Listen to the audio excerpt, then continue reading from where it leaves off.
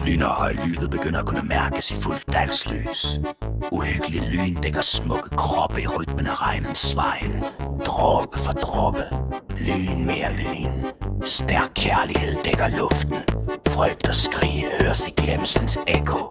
Blandt vilde blomster og skjulte frygt dækker skoven og solnedgangene. Skjulte ensomheder i urne hjerner. Søde og vilde dufte rejser